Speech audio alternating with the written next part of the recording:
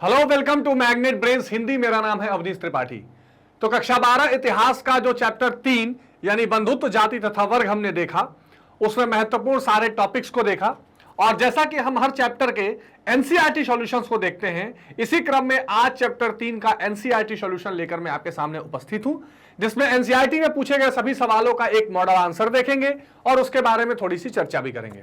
तो अगर आपने अब तक उस चैप्टर को नहीं देखा है, नहीं पढ़ा है, तो प्लीज जाकर प्लेलिस्ट में जरूर पढ़ लीजिए और अपने सारे डाउट्स क्लियर कर लीजिए। और आज इस सेशन में बने रहिए इसके एनसीईआरटी सॉल्यूशंस के लिए। पर इससे पहले कि ये एनसीईआरटी सॉल्यूशंस हम स्टार्ट करें, एक बेहद खास इंफॉर्मेशन ये भी है कि मैग्नेट ब्रेन्स हिंदी एक ऐसा प्लेटफॉर्म है जहां पर आप घर बैठे कक्षा 6 से 12 तक की सारी परीक्षा की सारी तैयारी बिल्कुल निःशुल्क कर सकते हैं। यानी आपके जितने सब्जेक्ट हैं, जितने चैप्टर्स हैं, आप चाहे यूपी बोर्ड, एमपी बोर्ड या बिहार बोर्ड कहीं से पढ़ाई कर रहे हो या सीबीएसई बोर्ड की एनसीईआरटी फॉर्मेट से पढ़ाई कर रहे हो, सारी की सारी शिक्षा यहां पर बिल्कुल निःशुल्क दी जाती है। यहां पर कभी आपको पैसा भर के पढ़ने के लिए या पेड सब्सक्रिप्शन के लिए नहीं कहा जाएगा। इसी महत्वपूर्ण जानकारी के साथ शुरू करते हैं आज का यह बेहद खास सेशन और थोड़ा सा चर्चा करते हैं एनसीईआरटी सॉल्यूशंस की तरफ। अब देखिए, इस चैप्टर में हमने विशेष रूप से 2-3 चीजें देखी थी, जिसमें हमने थोड़ा महाकाव्य के बारे में चर्चा किया, थोड़ी जाति परंपरा के बारे में चर्चा की, थोड़ा वर्ण और गोत्र के बारे में भी चर्चा किया था। तो उसी से संबंधित प्रश्नों को थोड़ा देखते हैं। स्पष्ट कीजिए कि विशिष्ट परिवारों में पितृवंशिकता को क्यों महत्वपूर्णता रही होगी। तो हमने एक पितृसत्तात्मक या पितृवंशिकता की बात की थी, पैट्रियार्की जिसको बोलते हैं, उसके महत्व के बारे में चर्चा की गई है। इसमें क्या होता है कि जो पुरुष होता है वही हेड ऑफ द फैमिली होता है, ऐसा हमने देखा था। तो पितृवंशिकता का अर्थ है वह वंश परंपरा जो पिता के बाद पुत्र और फिर पौत्र और प्रपौत्र आदि से चलता है। जैसे मान लीजिए कि पिता का जो टाइटल होगा, घर के बच्चे उसी को अडॉप्ट करेंगे, फिर उसका पुत्र रहेगा, पुत्र के नीचे उसका पोता, पौत्र, प्रपौत्र सब रहेंगे और उसी से फैमिली आगे बढ़ेगी। इतिहासकार परिवार और बंधुता संबंधी विचारों का विश्लेषण करते हैं। इसका अध्ययन इसलिए महत्वपूर्ण है क्योंकि इससे उनकी सोच का पता चलता है। तो ये जो चीज, जो आपके चैप्टर का नाम भी है ना, बंधुत्व जाति, तो ये जो बंधुत्व वाला कंसेप्ट है वो किस तरह चल रहा है?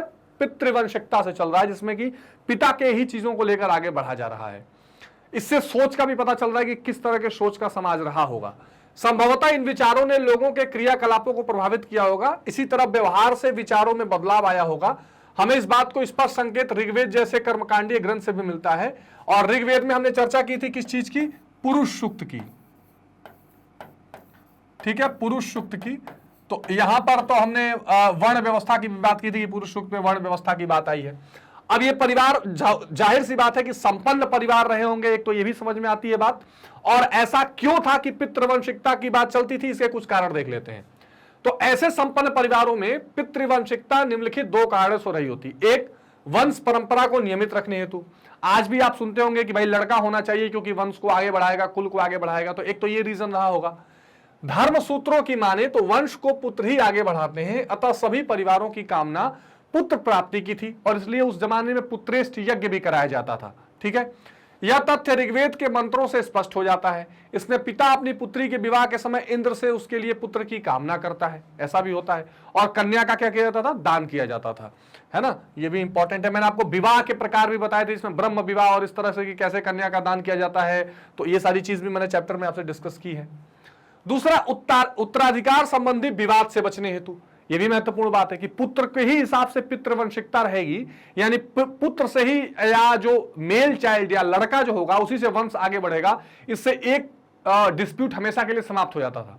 और वो डिस्प्यूट ये था कि लड़कियां जो है वो प्रॉपर्टी को कभी क्लेम करती ही नहीं थी, तो उत्तराधिकार सीधे सीधे लड़कों पर चला जाए। तो विशिष्ट परिवारों के माता पिता नहीं चाहते थे कि उनके बाद उत्तराधिकार को लेकर किसी प्रकार का झगड़ा हो। राज परिवारों में तो उत्तराधिकार के रूप में राजगद्दी भी शामिल थी, अतः पुत्र न होने पर अनावश्यक विवाद होता था। तो अब पुत्र अगर नहीं होगा तो विवाद होगा। 2 चीजें थी इसमें। एक तो यह रहेगा कि अगर पुत्र होगा तो पहली बात पुत्रियों का उसमें से क्लेम हट जाएगा, नंबर 1। नंबर 2, अगर पुत्र मान लीजिए नहीं हुआ तो फिर मान लीजिए मेरे पास बहुत बड़ी राजगद्दी है, तो अब मेरा पुत्र नहीं है तो कोई भाई है, कोई बगल का है, कोई दूसरे खानदान का है, सब लड़ने लगेंगे कि मेरा राजगद्दी हो जाएगा। और पुत्र के होते ही उसे युवराज बना दिया जाता था, तो ये झगड़ा, ये उत्तराधिकार की समस्या भी खत्म हो जाती थी। इसलिए भी पितृवंशिकता चलती थी। तो समझ में आ गया, ये पहला महत्वपूर्ण सवाल था। दूसरा है कि क्या आरंभिक राज्यों में शासक निश्चित रूप से क्षत्रिय ही होते थे? चर्चा करिए। अब इसका कोई ऐसा कंपल्शन नहीं है। हमने देखा कि मौर्य वंश आया, गुप्त वंश आया, अब सब क्षत्रिय थे, इसकी कोई कल्पना नहीं है। ये जरूर है कि वर्ण व्यवस्था में यह कह दिया गया कि भाई जो युद्ध करेगा या जो रक्षा करेगा वो क्षत्रिय माना जाएगा।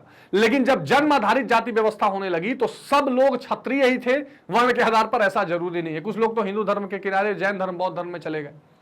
तो आरंभिक राज्यों में शासक निश्चित रूप से क्षत्रिय ही नहीं होते थे, बल्कि अन्य वर्ग से भी संबंधित होते थे। जैसे खासकर नंद वंश क्या था, कहा जाता है नाई वंश था। देश के अंदर शुरू से ही वर्ण व्यवस्था जटिल थी और 4 वर्णों के लिए अलग अलग कर्तव्य निर्धारित थे। ठीक है, जो 4 वर्ण थे उन चारों वर्णों के लिए अलग अलग काम थे और मैंने उन वर्णों की चर्चा भी आपसे की थी। कौन कौन से 4 वर्ण की बात की गई थी? ब्राह्मण, क्षत्रिय, वैश्य, शूद्र। ये 4 तरह के वर्ण की बात की गई थी, जिनका काम क्या था? पठन पाठन, ठीक है, वेद पढ़ना पढ़ाना, इसके अलावा पूजा पाठ करना, दान देना लेना, यह ब्राह्मण का कार्य था। क्षत्रिय का काम क्या था? युद्ध और रक्षा करना, वेद पढ़ना, यज्ञ करवाना, ये सब। वैश्य का काम व्यापार, कृषि, ठीक, और शूद्र का काम सेवा। ये 4 वर्ण थे। तो हमने ये देखा कि जो वैदिक काल था उसमें ये वर्ण व्यवस्था थी किस आधार पर? क्या देखा था हमने? ये जो वर्ण व्यवस्था थी ये किस आधार पर थी? ये जन्म आधार पर थी, ठीक है, जन्म के हिसाब से। लेकिन बाद में ये वर्ण व्यवस्था क्या हो गई? जाति व्यवस्था हो गई। उत्तर वैदिक काल में जाति व्यवस्था में बदल गई और फिर वो क्या हो गई? माफ करिए, ये जो था कर्म आधारित था। प्लीज इसको इंप्रूव कर लीजिए। वैदिक काल में ये कर्म आधारित था, कर्म के हिसाब से। लेकिन बाद में ये क्या हो गई? जन्म आधारित हो गई, बर्थ के हिसाब से हो गई, ठीक है, बाद में ये जन्म आधारित हो गई। तो ये बड़ी महत्वपूर्ण बात है। तो ये जो कंसेप्ट था, ये इससे जरूरी नहीं था कि जितने आरंभिक काल के शासक थे वो सारे के सारे क्षत्रिय होंगे। सबके लिए अलग अलग काम निर्धारित किए गए थे, ये तो हमने देखा था। उसके अनुसार राज्य करने का अधिकार केवल क्षत्रिय वर्ग को ही था। लेकिन धर्मसूत्र और धर्मशास्त्रों में इसे एक आदर्श व्यवस्था के रूप में उल्लेख किया गया है। क्षत्रियों का कर्म शासन करना, युद्ध करना, लोगों को सुरक्षा देना था, न्याय करना था, यह ध्यान रखिए, यज्ञ करवाना, वेद पढ़ना और दान दक्षिणा देना था। ब्राह्मण भी इस व्यवस्था से संतुष्ट थे क्योंकि उन्हें सामाजिक ढांचे में पहला स्थान प्राप्त है। ये बड़ी इंपॉर्टेंट लाइन है। ये कहा जाता है कि ब्राह्मण क्षत्रिय का ये एक तरह का मैक्स फिक्सिंग कहा जाता था कि भाई क्षत्रिय को ब्राह्मण बोलता था कि आप राज करिए, आप युद्ध करिए, आप सब कुछ संभालिए, और ब्राह्मण जो है वो दान देता रहेगा और सबसे ऊपर रहेगा। तो इसलिए नीचे के जाति वाले धीरे से बौद्ध धर्म, जैन धर्म की तरफ भागने लगे। राजा को भी लगा कि नहीं, ब्राह्मण क्यों ऊपर रहेगा, वो भी जैन धर्म में चला गया, ब्राह्मण को इधर किनारे छोड़ दिया। तो ये भी कंसेप्ट देखा गया। तो और ब्राह्मण वर्ण व्यवस्था को दैवीय मानते थे कि ये देवताओं ने बनाया है। यह भी सत्य है कि ग्रंथ में गैर क्षत्रिय राजा होने के प्रमाण मिलते हैं। बहुत सारे ऐसे राजा मिले जो गैर क्षत्रिय थे। कई महत्वपूर्ण राजवंशों की उत्पत्ति अन्य वर्गों से हुई। मौर्य जिसमें एक विशाल साम्राज्य का शासन किया, इसके उद्भव को गर्मजोशी से बहस होती रही। मौर्य शासन को बार बार कहा जाता रहा कि ये क्षत्रिय नहीं थे, बल्कि ये आज का जो पिछड़ा वर्ग, ओबीसी वर्ग है, उसमें जोड़ा जाता रहा। कुछ लोगों ने उसको अलग अलग वर्गों से जोड़ा, है ना। बाद में बौद्ध ग्रंथ में यह कहा गया कि वे क्षत्रिय हैं, किंतु ब्राह्मणीय शास्त्र उन्हें निम्न कुल का मानते थे। तो ऐसा कई प्रमाण मिला है। आप ये एकदम आंसर में लिख सकते हैं कि यह आवश्यक नहीं था कि हर वंश का राजा क्षत्रिय ही था। कई ऐसे प्रमाण मिले हैं जहां गैर क्षत्रिय भी राजा हुए हैं। शुंग और कण्व जो मौर्यों के उत्तराधिकारी थे वो ब्राह्मण थे। अब पुष्यमित्र शुंग ने बृहद्रथ की हत्या कर दी और शुंग वंश की स्थापना की। वो क्षत्रिय था ही नहीं, तो ब्राह्मण था। वस्तुतः राजनीतिक सत्ता का उपभोग हर व्यक्ति कर सकता था जो समर्थन और संसाधन जुटा सके। एक और बात यह है कि सातवाहन कुल के सबसे प्रसिद्ध शासक गौतमी पुत्र श्री सतकानी ने स्वयं को अनूठा ब्राह्मण और क्षत्रियों के दर्प का हनन करने वाला बताया। तो क्षत्रियों के खिलाफ वाले व्यक्ति भी राजा रहे, ऐसा भी देखा गया। उन्होंने यह भी दावा किया कि चारों वर्ग के भीतर विवाह संबंध होने पर उसने रोक लगाई, किंतु फिर भी रुद्रदामन के परिवार ने उससे विवाह संबंध स्थापित किया। तो ऐसे बहुत से उदाहरण देखने को मिले हैं जहां पर गैर क्षेत्रीय लोग राजा हुए हैं या राजवंश को संभाला है। तो ये इंपॉर्टेंट ध्यान रखिएगा इस सवाल से संबंधित। अच्छा, इसमें और भी आप जोड़ सकते हैं कि जाति प्रथा के भीतर आत्मसात होना बहुधा एक जटिल सामाजिक प्रक्रिया थी। सातवाहन स्वयं को ब्राह्मण वर्ण का बताते थे, जबकि ब्राह्मणीय शास्त्र के अनुसार राजा को क्षत्रिय होना चाहिए।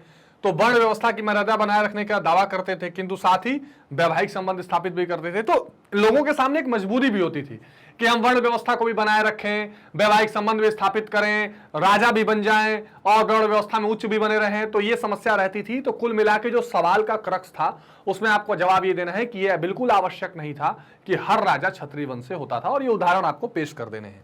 ठीक है, अगला सवाल है कि द्रोण, हिडिंबा और मातंग की कथाओं में धर्म के मानदंडों की तुलना कीजिए और उनके अंतर को स्पष्ट कीजिए। तो ये एक क्वेश्चन आपके सामने। अब द्रोण एक ब्राह्मण थे जो कुरु वंश के राजकुमारों को धनुर्विद्या की शिक्षा देते थे। धर्म सूत्रों के अनुसार शिक्षा देना ब्राह्मण का कर्म था। इस प्रकार द्रोण अपने धर्म का पालन कर रहे थे। उस समय निषाद शिक्षा नहीं पा सकते थे, इसलिए उन्होंने एकलव्य को अपना शिष्य नहीं बनाया, परंतु उससे गुरु दक्षिणा में हाथ का अंगूठा लेना धर्म के विपरीत था। इसका अर्थ यह हुआ कि उन्होंने आखिर उसे अपना शिष्य मान लिया। तो एक तो ये चीज यहां से दिखाई देती रही थी। वास्तव में उनका स्वार्थ था, उन्होंने अर्जुन को दिए गए वचन को निभाने के लिए ऐसा काम किया। वह नहीं चाहते थे कि संसार में अर्जुन से बढ़कर कोई धनुर्धारी हो। ऐसा ऐतिहासिक पक्ष भी आता है, पर ये आपको बिल्कुल ऐतिहासिक पक्ष से लेकर चलना है, धार्मिक नहीं। हिडिंबा एक राक्षसनी थी, राक्षसों को नरभक्षी बताया गया है। उसके भाई ने उसे पांडवों को पकड़कर लाने का आदेश दिया ताकि वह उन्हें अपना आहार बना सके, परंतु उसने अपने धर्म का पालन नहीं किया। उसने पांडवों को पकड़कर लाने की बजाय भीम से विवाह कर लिया और एक पुत्र को जन्म दिया। इस प्रकार उसने राक्षस कुल की मर्यादा को भंग किया। ठीक है, मातंग, चांडाल भी अपने को समाज का अंग समझते थे, इसलिए पुष्टि मातंग की कथा से इसकी पुष्टि मातंग से कथा से होती है। मातंग बोधिसत्व का नाम था, पूर्व जन्म में बुद्ध था। उन्होंने चांडाल के रूप में जन्म लिया। उनका विवाह व्यापारी पुत्री दिथ्य मांगलिक नामक कन्या से हुआ और मांडव्य नामक पुत्र का जन्म हुआ।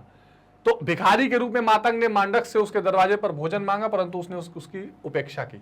तो ये तीन कहानियों से जो सवाल आपको दिखाई दे रहा था कि तीनों का अंतर, धर्म के मानदंडों का जो अंतर देखना था वो आपको दिखाई पड़ सकता है, एक गुरु का और एक आपको मातंग का और हिडिंबा राक्षसी का। तो ये क्लियर हो जाना चाहिए।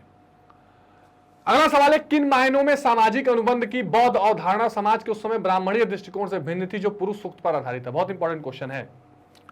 अब जैसे मैंने आपको यह भी चर्चा की थी, जो पूरा चैप्टर था हमारा वो 600 ईसा पूर्व से 600 ईस्वी के बीच की बात की गई है, और इसी बीच में बौद्ध धर्म माने उत्तर वैदिक काल था, ये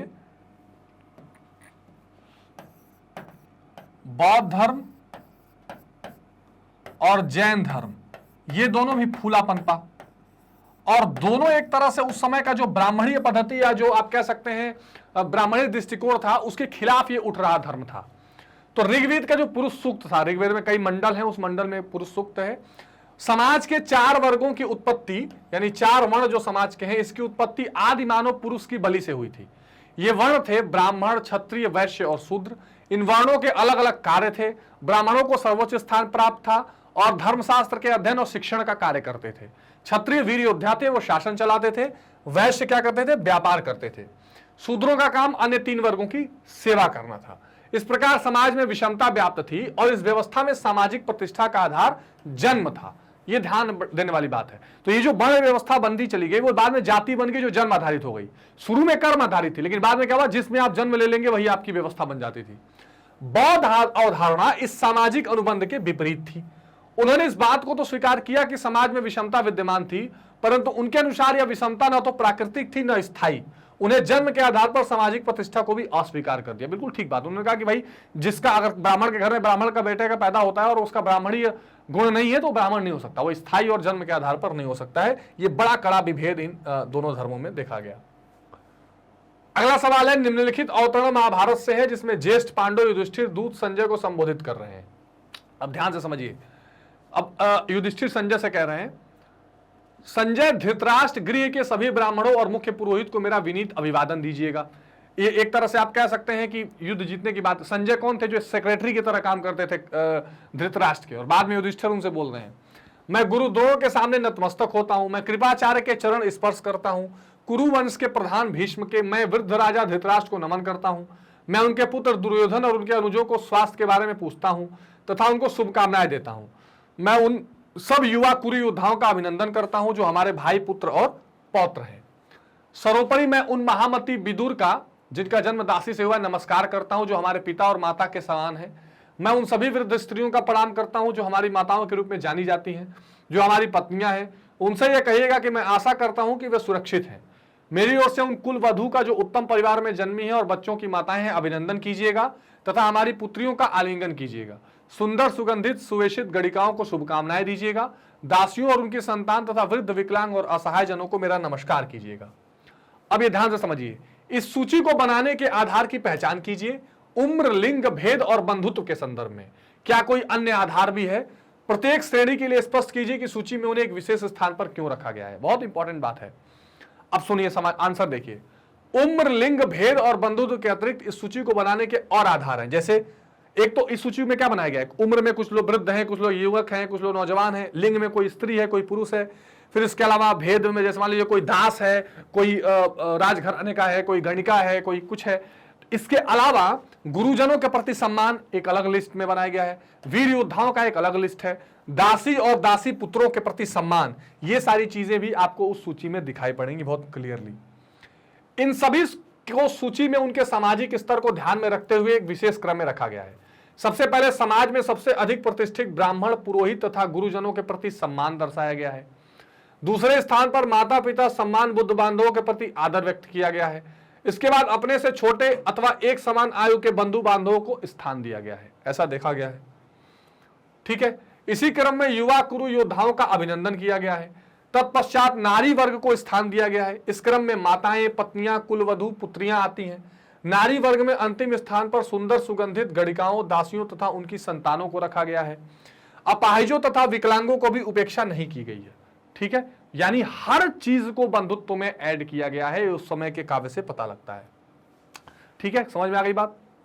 अगला सवाल, भारतीय साहित्य के प्रसिद्ध इतिहासकार मॉरिस विंटरविट्ज ने महाभारत के बारे में लिखा कि चूंकि महाभारत संपूर्ण साहित्य का प्रतिनिधित्व करता है, बहुत सारी और अनेक प्रकार की चीजें इसमें निहित हैं। भारतीयों की आत्मा की अगाध गहराई को एक अंतर्दृष्टि प्रदान करता है, यानी भारतीयों की आत्मा जो है, भारतीयों की जो सोच है, उसको अंतर्दृष्टि देता है कि कैसे देखा जाए। अब इसके बारे में और महाभारत महाकाव्य के बारे में डिटेल में चर्चा की है, जो चैप्टर मैंने आपको हमने वीडियोस में देखा है। तो महाभारत प्राचीन भारत का एक अत्यधिक महत्वपूर्ण महाकाव्य है और हमने इसको सबसे पहले आदि काव्य माना, जिसमें 1 लाख श्लोक हमने चर्चा की, लगभग 1 लाख श्लोक हैं। और महाभारत के बारे में हमने क्या चर्चा की थी? 18 पर्व या भाग हैं। ठीक है, और विशेष रूप से ये क्या है? युद्ध वर्णन है। कुरुवंश में, भरत वंश में खास करके जो धृतराष्ट्र के पुत्र कौरव रहे हैं और पांडु पुत्र पांडवों के बीच में। आज भी भारतीय जनजीवन पर इसका अगाध प्रभाव है। अच्छा, इसी का पाठ भगवत गीता है, जो आज भी आप इसको दार्शनिक ग्रंथ मान लीजिए, सामाजिक ग्रंथ मान लीजिए, सांस्कृतिक ग्रंथ मान लीजिए, इसको आप कोई भी ग्रंथ कह सकते हैं, वो आपके जीवन से जुड़ा हुआ है। तो जीवन के सभी महत्वपूर्ण पहलुओं को सजीव चित्रण इसमें किया गया, इसमें कोई दो राय नहीं हो। गीता ने तो कुछ नहीं छोड़ा है, सब कुछ आ गया इसमें। भारतीय साहित्य के सुप्रसिद्ध इतिहासकार मॉरिस विंटरविट्ज ने महाभारत के महत्व पर प्रकाश डालते हुए कहा कि यह संपूर्ण साहित्य का प्रतिनिधित्व करता है और बहुत सारी और अनेक प्रकार की चीजें इसमें निहित हैं। यह हमें भारतीय जनसामान्य की अगाध गहराई के लिए दिव्य दर्शन देता है। तो इससे यह उल्लेखनीय है कि महाभारत काल तक आर्यों का संपूर्ण भारत में विस्तार हो चुका था। सभी स्थान पर आर्यों के विभिन्न कुल राज कर रहे थे। कौरव और पांडवों का संघर्ष धर्म और अधर्म का, औचित्य और अनुचित्य का संघर्ष है। पांडव धर्म और औचित्य के तथा कौरव अधर्म और अनौचित्य के प्रतीक है। अब बहुत महत्वपूर्ण बात है जो यहां लाइन लिखी गई है कि भारतीय, एक तरह से भारतीय आत्मा की गहराई दिखाने का प्रयास किया गया है। तो भारतीय आत्मा या भारत का जो मूल दर्शन है, वो कहीं ना कहीं धर्म और अधर्म के अंतर को स्पष्ट रूप से बताता है। हमारा भारत का जो दर्शन रहा है या भारत में हमारी जो सोच है, हम हमेशा क्या बताते हैं कि भाई हम शांतिप्रिय देश हैं, हम धर्म को पालन करने वाले देश हैं, हम न्याय करने वाले देश हैं। तो अगर कहीं अन्याय होगा या अधर्म होगा तो हम इसको कतई स्वीकार नहीं करेंगे। और इस चीज को बखूबी बताया गया है महाभारत में, जहां पर क्या किया गया है, पांडवों को एक तरह से धर्म की तरफ दिखाया गया है और जो कौरव है उनको अधर्म का संघर्ष माना गया है। पांडव धर्म और औचित्य के तथा कौरव अधर्म और अनौचित्य के प्रतीक हैं। श्री कृष्ण जी ने विष्णु का अवतार माना जाता है, इसी कारण पांडवों का समर्थन करते हैं। तो हमारे ये भारतीयों की आत्मा में यह है कि जो भी देव हैं, देवता हैं या जो ईश्वर हैं, वो हमेशा धर्म के साथ खड़े रहते हैं। गीता में कहा गया ना, यदा यदा ही धर्मस्य ग्लानिर्भवति भारत। ठीक है ना, तो अव्युत्थानम है ना, संभवामि युगे युगे कहा गया है। तो इसमें क्या कहा गया कि ईश्वर कहते हैं कि भाई जब जब धर्म का नाश होगा और जब जब अधर्म का बोलबाला होगा तो मैं उसको ठीक करने के लिए बार बार जन्म लूंगा। कहा है ईश्वर ने। तो ये भारत की आत्मा है, ये महाभारत में दिखाने का प्रयास किया गया है। इन संघर्ष में पांडवों की कौरवों पर विजय वास्तव में धर्म की अधर्म पर विजय है और यह भारत की आत्मा का सही दृष्टिकोण है, इसीलिए इसको कहा गया ऐसा। धर्म और अधर्म के इस संघर्ष में विभिन्न पात्र और कथानकों के माध्यम से भारतीय जनमानस को धर्म के मार्ग की ओर प्रेरित करने का प्रयास किया गया है। बिल्कुल ठीक बात। तो ये क्या कोशिश की गई है कि जो भारतीय जनमानस है, भारतीय लोग हैं, वो हमेशा धर्म के मार्ग पर चलें, ऐसा दिखाने का प्रयास उस महाकाव्य से किया गया है। इसलिए तो गांधारी अपने ज्येष्ठ पुत्र दुर्योधन को पांडवों से युद्ध न करने की सलाह देते हुए कहती है कि शांति की संधि करके तुम अपने पिता, मेरा और शुभेच्छुओं का सम्मान करोगे। विवेकी पुरुष जो अपनी इंद्रियों पर नियंत्रण रखता है वो अपने राज्य की रखवाली करता है। लालच और क्रोध मनुष्य को लाभ से दूर खदेड़ के ले आती है। So you can see the real teachings of Mahabharata which teach about the ethics, morality, right, the right duty, right, it prevents us from the greediness. तो लालच से और इंद्रियों के भोग विलास में शामिल होने से, बेईमानी से, ईर्ष्या से, अन्याय से, अधर्म से रोकता हुआ यह ग्रंथ दिखाई देता है और धर्म के मार्ग पर प्रशस्त करने या धर्म के मार्ग पर चलने का हमें क्या करता है, सीख देने का प्रयास करता है।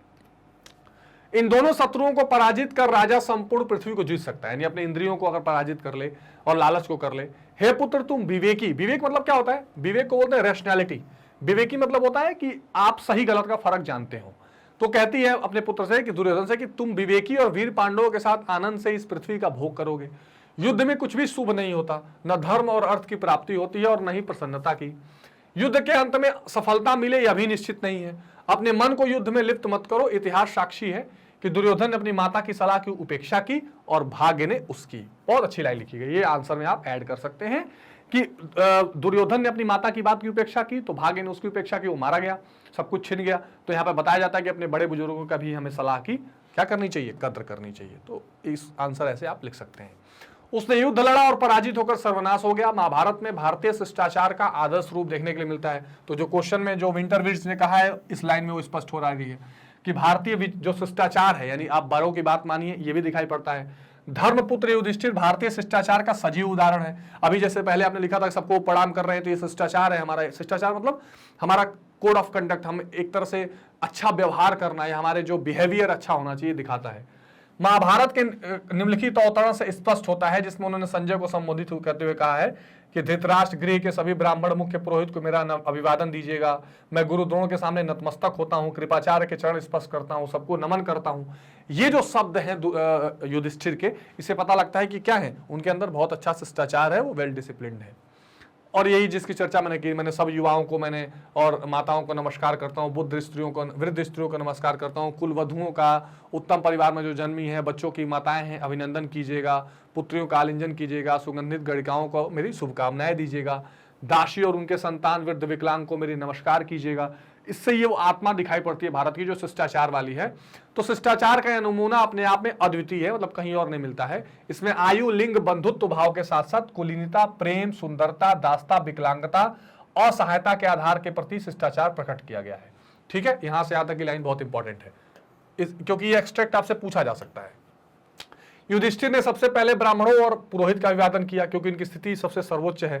फिर उन्होंने अपने गुरु द्रोणाचार्य का अभिवादन किया, क्योंकि फिर कृपाचार्य और गुरु वंश के प्रमुख भीष्म पितामह के चरण स्पर्श किए, क्योंकि भीष्म आयु में बड़े हैं। यानी वर्ण व्यवस्था का, आयु का, लिंग का, है ना, प्रेम का, सबका एक तरह से ध्यान युधिष्ठिर ने रखा है। और ये उस समय के सामाजिक डिवीजन को भी बहुत अच्छे से बता देता है।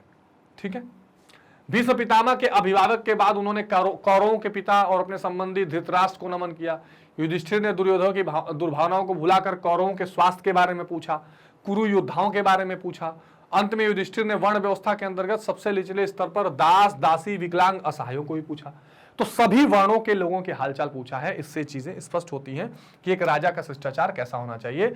तो यहाँ युधिष्ठिर की शालीनता, विनम्रता का परिचय मिलता है और स्पष्ट होता है कि वह वर्ण व्यवस्था द्वारा स्थापित मानदंडों का पालन करते थे। देखिए, यहां से इतिहास के पन्नों से, इतिहास के लाइनों के बीच से हमें इतिहास निकालना पड़ता है कि हमें दिखाई दे रहा है कि शिष्टाचार है, लेकिन हमें भी दिखाई दे रहा है कि वर्ण व्यवस्था का जो लाइन है उसको फॉलो कर रहे हैं, ऊपर से नीचे तक पूछ रहे हैं। पहले दास दासी को नहीं पूछ रहे, पहले ब्राह्मणों का अभिवादन किया है। वास्तव में महाभारत का मूल्य उद्देश्य भारतीय समाज और संस्कृति को जीवन की कुछ मूल्य मान्यताओं की ओर दिखाना है। महाभारत की सर्वाधिक महत्वपूर्ण देन श्रीमद् भागवत गीता है, जो संपूर्ण भारतीय दर्शन का निचोड़ है। बिल्कुल ठीक बात।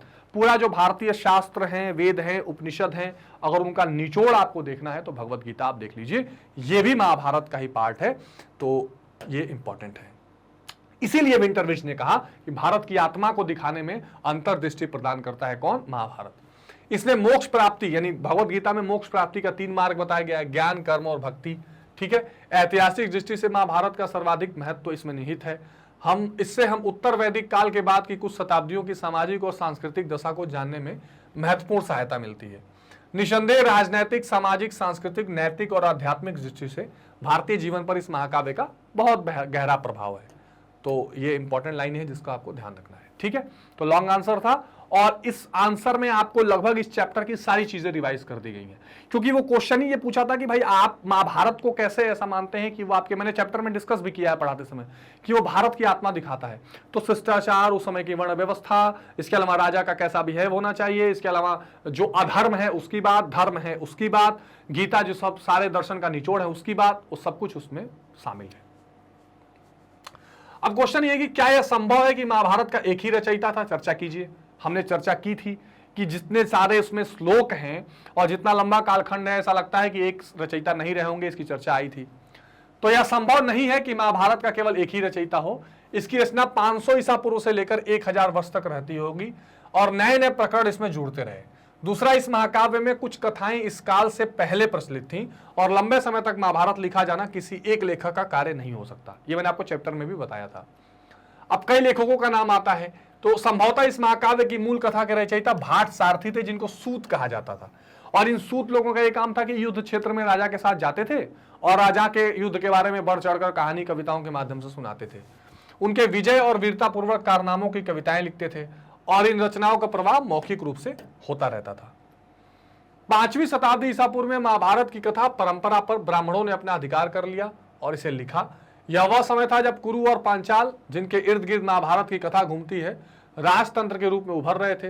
हो सकता है कि राजा अपने इतिहास को अधिक नियमित रूप से लिखना चाहते हों। यह भी संभव है कि राज्य की स्थापना के समय होने वाले उथल पुथल के कारण पुराने सामाजिक मूल्यों के स्थान पर नए मानदंड की स्थापना हुई और इस कहानी में इसका वर्णन मिलता है। तो ऐसा बार बार आता है कि जैसे जैसे राजा आते गए, इसमें कुछ चीजें नई जुड़ती गई। पहले कहा गया कि इसमें केवल 8000 श्लोक थे, बाद में वो 1 लाख श्लोक तक चले गए। तो एक तो सूत का नाम आता है इसमें मुख्य रूप से, फिर उसमें गणेश का नाम आता है, वेदव्यास का नाम आता है। लगभग 200 ईसा पूर्व से 200 ईस्वी के बीच इस ग्रंथ के रचनाकाल और चरण का आरंभ हुआ। यह वह समय था जब विष्णु देवता की आराधना लोकप्रिय हो रही थी और श्री कृष्ण जो इस महाकाव्य के महत्वपूर्ण नायक हैं, इन्हें विष्णु का रूप बताया जा रहा था। तो कृष्ण को विष्णु का रूप बताया गया है और इस काल में वैष्णव धर्म, वैष्णविज्म जिसको कहते हैं, वो तेजी से फैल रहा था। तो ऐसा माना जाता है कि इसीलिए इसमें कृष्ण को नायक बनाया गया। फिर समय बीतने पर लगभग 200 से 400 ईस्वी के बीच मनुस्मृति से मिलते जुलते भी चीजें इसमें डाली गई। नए जुड़े प्रकरण के कारण यह ग्रंथ 10,000 श्लोक से भी कम रहा होगा, जो बढ़कर 1 लाख श्लोक तक हो गया। साहित्यिक परंपरा में ऋषि वेद व्यास को महाभारत का रचनाकार माना जाता है। तो वेद व्यास का तो नाम आता है। कई लोग कहते हैं कि वेद व्यास ने गणेश से इसकी रचना करवाई, गणेश भगवान से, ऐसा भी आता है। तो ये आप ध्यान रखेंगे। अगला सवाल है कि आरंभिक समाज में, जिसकी चर्चा हमने की है, स्त्री पुरुष के संबंध की विषमताएं कितनी महत्वपूर्ण रही होंगी, कारण सहित बताइए। तो आरंभिक समाज में स्त्री पुरुष के संबंधों में अनेक विषमताएं थी। हालांकि स्त्रियों को सम्मान की दृष्टि से देखा जाता था। विशेषकर पुत्रों को जन्म देने वाले माता के प्रति परिजन अधिक स्नेह अभिव्यक्त करते थे। जिसकी कोख से अधिक सुंदर, सुशील, वीर, सद्गुण संपन्न, विद्वान पुत्र पैदा होते थे। समाज में उस स्त्री को निसंदेह अधिक सम्मान से देखा जाता था। समाज में पितृसत्तात्मक परिवारों का प्रचलन था, यानी जिसमें पुरुषों की सत्ता हो। पितृवंशिकता को ही सभी वर्ग और जातियों में अपनाया जाता था। कुछ विद्वान और इतिहासकार सातवाहनों को इसका अपवाद मानते हैं। उनके अनुसार सातवाहनों में मातृवांशिकता थी, ऐसा भी आता है, क्योंकि इनके राजाओं के नाम के साथ माता के नाम जुड़े होते थे। जैसे अभिलेखों से सातवाहन राजाओं की कई पीढ़ियों के राजा गौतमी पुत्र श्री सातकर्णी, राजा वाशिति पुत्र श्री पुलमाई, राजा गौतमी पुत्र श्याम श्री यन सतकर्णी, राजा मरहारी पुत्र स्वामी सक्सेन, राजा हरिति पुत्र चरतपन सतकर्णी, राजा हरिति पुत्र विनहुकद, चतुकुलानंद सतकर्णी, राजा गौतमी पुत्र श्री विजय सतकर्णी। ये सभी नाम राजा के एक जैसे पदवी पर दीजिए, ध्यान दीजिए, इसमें माताओं के नाम भी शामिल रहते थे। तो एक तो चीज ये दिखाई पड़ता था कि ज्यादा से ज्यादा राजवंशों में पितृसत्तात्मक है, चाहे आप पिता का शासन है, पुरुषों का शासन है। लेकिन कई राजाओं, खासकर सातवाहन किंगडम जो था, वंश था, उसमें ऐसा मानते थे कि मातृवांशिकता भी चलती थी। इसके अलावा अगले शब्द को भी लक्षित कीजिए जिसका पुत्र से अंत होता है। यह एक प्राकृत शब्द है अर्थात पुत्र। गौतमी पुत्र का अर्थ है गौतमी का पुत्र। गौतमी और वाशिष्ठी स्त्रीवाची नामक है, ध्यान रखिएगा। गौतम और वशिष्ठ ये दोनों वैदिक ऋषि थे जिनके नाम से गोत्र है। यही नहीं, सातवाहन राजशाही परिवारों में राजा और उसकी पत्नी की आकृतियों को प्रायः मूर्तियों के रूप में विभिन्न गुफाओं के दीवार पर लगाया जाता था। तो राजा के साथ पत्नी का भी चित्र लगाया जाता था। ये गुफाएं और प्रतिमाएं बौद्ध भिक्षुओं को दान में दी जाती थी। उपनिषद भी समाज में स्त्री पुरुषों के अच्छे संबंध का प्रमाण देते हैं। तो उपनिषद ग्रंथ ये सारी चीजें ये तो बताते हैं कि स्त्रियों का सम्मान और बराबरी होनी चाहिए, परंतु व्यवहारिकता में बहुत जगह नहीं भी पाया गया, कहीं जगह पाया भी गया। बृहदारण्यक उपनिषद जो आरंभिक उपनिषदों में से एक है, आचार्यों और शिष्यों की उत्तरोत्तर पीढ़ियों की सूची मिलती है जिसमें से कई लोगों उनके मातृ नामों से निर्दिष्ट किया गया है। समाज में विवाहिता स्त्रियां अपने पति को सम्मान देती थी और प्रायः उनके गोत्र के साथ जुड़ने में कोई आपत्ति नहीं करती थी। एक ब्राह्मणीय पद्धति जो लगभग 1000 ईसा पूर्व के बाद प्रचलन में आई, वह लोगों को गोत्रों में वर्गीकृत करने लगी। प्रत्येक गोत्र एक वैदिक ऋषि के नाम पर होता था। इसकी चर्चा भी हमने की कि एक ऋषि के नाम से गोत्र होगा जो पुरुष का गोत्र होगा। जब स्त्री का विवाह होगा तो वो पुरुष के ही गोत्र के साथ सगोत्री हो जाएगी, ऐसा हमने देखा था। उस गोत्र के सदस्य ऋषि के वंशज माने जाते थे। गोत्रों को 2 नियम महत्वपूर्ण थे। विवाह के पश्चात स्त्रियों को पिता के स्थान पर पति के गोत्र का माना जाता था और एक ही गोत्र के सदस्य आपस में विवाह संबंध नहीं कर सकते थे। आज भी ऐसा होता है, आज भी ऐसा फॉलो किया जाता है कि एक ही गोत्र का विवाह नहीं होगा। क्या इन नियमों का सामान्यता अनुसरण होता था? इस बात को जानने के लिए हम स्त्री और पुरुष नामों का विश्लेषण कर सकते हैं। कभी कभी गोत्रों के नाम से दिखाई पड़ते हैं। हमें कुछ नाम सातवाहनों जैसे प्रबल शासकों के मिलते हैं। स्त्री को परिवार में माता के रूप में पूरा सम्मान मिले। राजमाता का नाम आपने सुना होगा, कई बार यूज किया जाता था। उसका पति भी यह चाहता था। राज्य परिवारों में स्त्रियां दरबारों में उपस्थित होती थीं और कुछ स्त्रियों ने स्वयं भी राज किया, संरक्षिका बनी। जैसे हमने आपके राजमाता शिवगामी देवी आपने सुना ना, ऐसा कई जगह होता था, राजमाता होता था। वे अपने ज्येष्ठ पुत्र को परामर्श देती थी। यह अलग बात है कि कई बार माता की सलाह बड़ा राजकुमार नहीं मानता था और वो अपने लालच, क्रोध और गलत स्वभाव के कारण अपनी हर इच्छा को पूरा करना चाहता था। महाभारत में दुर्योधन वाला आप देख लीजिए, तो उनकी माता ये प्रयास करती है कि वो मान जाए, लेकिन वो मानता नहीं है। कुछ इसी प्रकार का महाभारत में मिलता है। जब कौरव और पांडवों के बीच युद्ध एकदम अवश्यम भावी हो गया तो गांधारी ने अपने ज्येष्ठ पुत्र दुर्योधन से युद्ध न करने की विनती की कि आप युद्ध न करिए, शांति की संधि करके तुम अपने पिता और मेरा मान रख लोगे। फिर उन्होंने पूरी शिक्षा दी है जो अभी मैंने आपको बताया कि इंद्रियों पर नियंत्रण करना चाहिए, लालच और क्रोध नहीं करना चाहिए। लेकिन दुर्योधन ने मां की सलाह नहीं मानी और उसका अंत बुरा हुआ। तो ऐसा भी उदाहरण कई जगह देखा गया है। ठीक है, तो इस तरह स्त्रियों की स्थिति आपको समझ में आ गई होगी। अगला सवाल है कि उन साक्ष्यों की चर्चा कीजिए जो यह दर्शाते हैं कि बंधुत्व और विवाह संबंधी ब्राह्मणीय नियमों का सर्वत्र अनुसरण नहीं होता है। अब ध्यान से समझिए, साक्ष्य जो यह दर्शाते हैं कि बंधुत्व और विवाह संबंधी ब्राह्मणीय नियमों का सर्वत्र या हर जगह अनुसरण नहीं होता है। उसका उदाहरण, परिवार एक बड़े समूह का हिस्सा होते हैं जिन्हें हम संबंधी कहते हैं। संबंधियों को जाति समूह भी कहा जा सकता है। परिवार के संबंधों को स्वाभाविक और रक्त संबंध माना जाता है। कुछ समाजों में भाई बहन से खून का रिश्ता स्वीकार किया गया है, लेकिन कई समाज इसको स्वीकार नहीं करते हैं। पितृवंशिकता में पुत्र पिता की मृत्यु के बाद उनके संसाधनों का उत्तराधिकारी बनता है। राजवंश पितृवंशिकता व्यवस्था का अनुसरण करते हैं। पुत्र के न होने की दशा में एक भाई दूसरे का उत्तराधिकारी हो जाता है। कभी कभी बंधु बांधव भी गद्दी के उत्तराधिकारी हो जाते थे। कुछ स्थितियों में स्त्रियां भी उत्तराधिकारी बन जाती थी, जैसे चंद्रगुप्त द्वितीय की पुत्री प्रभावती गुप्त, और प्रभावती गुप्त ने भूदान वाला पूरा देखा था हमने।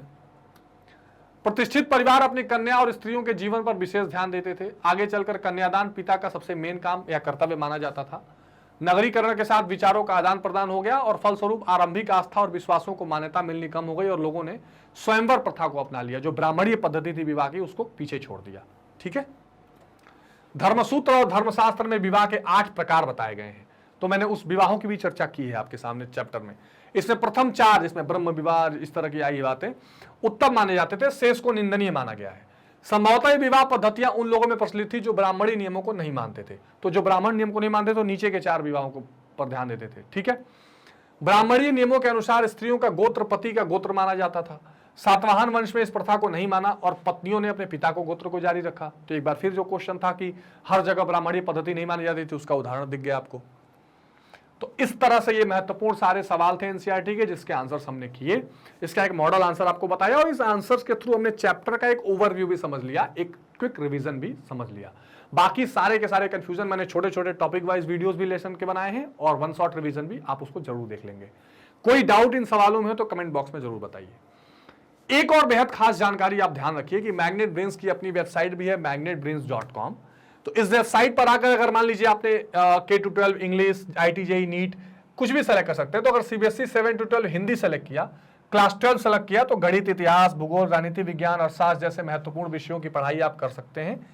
यहाँ आपको पूरे सिलेबस का ओवरव्यू मिलता है, छोटे छोटे टॉपिक वाइज वीडियोस मिलते हैं, हर चैप्टर का कंप्लीट चैप्टर रिवीजन मिलता है। इसके साथ साथ MCQ, NCERT solution, sample paper, ये सारी चीजें आपको मिल जाती हैं। और इसको जैसे ही आप क्लिक करते हैं इस तरह से चैप्टर खुल जाता है और आप क्लियरली यहां पर बिना किसी डिस्टर्बेंस के पढ़ सकते हैं। तो आप ऐप पर पढ़िए, हमारी वेबसाइट पर या यूट्यूब पर, यह 100% बिल्कुल निःशुल्क है। तो फटाफट लाइक, शेयर और सब्सक्राइब कर दीजिए ताकि हम आपके लिए और ज्यादा से ज्यादा वीडियोस लेकर आते रहें। मिलते हैं अगली वीडियो में, तब तक अपना बहुत ध्यान रखिए। Take care, bye bye.